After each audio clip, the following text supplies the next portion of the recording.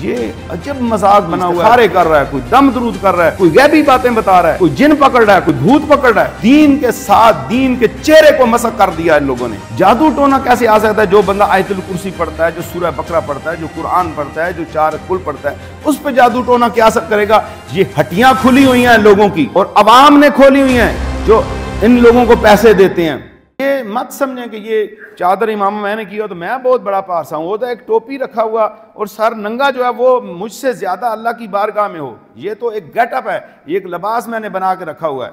اگر میں اس سے دھوکہ دیتا ہوں آپ کو تو مجھ جیسا رازن اور ڈاکو کوئی بھی نہیں ہے۔ میری بات کو بھی پہلے تولو شریعت کے اندر، دین کے اوپر تولو، آیا اس پہ پوری اتر رہی ہے یا نہیں اتر رہی؟ اس قرآن کے مطابق بات ہو رہی ہے یا نہیں؟ میں ہوں یا کوئی بھی عالم دین ہے، یہاں پر جو ہے نا مسئلہ دین کا ہے۔ ہم سونا خریدتے ہیں تو سونے والے سے پوچھتے ہیں اس کا یہ کیا اس کا ہے، پھر چیک کرواتے ہیں کہ اس میں تانبا تو مکس نہیں ہے۔ دین کی بات جو ہے اس کے اندر ہماری بغیر تحقیق کے بات چلتی ہے۔ میں قرآن کو ہاتھ میں پکڑ کر کے آپ کو کہتا ہوں، خدا را اپنے دین کو بچاؤ۔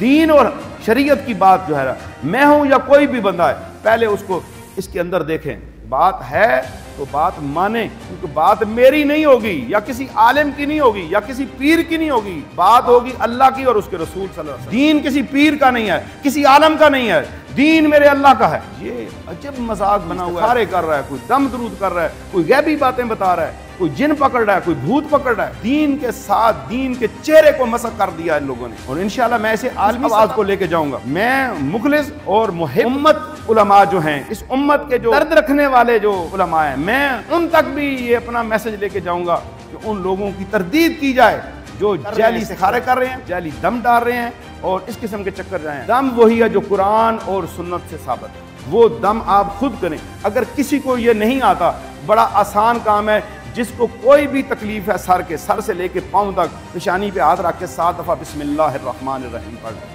انشاءاللہ فائدہ ہو جائے گا۔ کوئی بھی پرابلم آتی ہے کھانے پینے کے اوپر، سورہ فاتحہ شریف ایک دفعہ پڑھ کے آپ وہ کھا پی لیں، انشاءاللہ ختم ہو جائے گا۔ جادو ٹونا کیسے آ سکتا ہے؟ جو بندہ آیت الکرسی پڑھتا ہے، جو سورہ بقرہ پڑھتا ہے، جو قرآن پڑھتا ہے، جو چار کل پڑھتا ہے، اس پہ جادو ٹونا کیا اثر کرے گا؟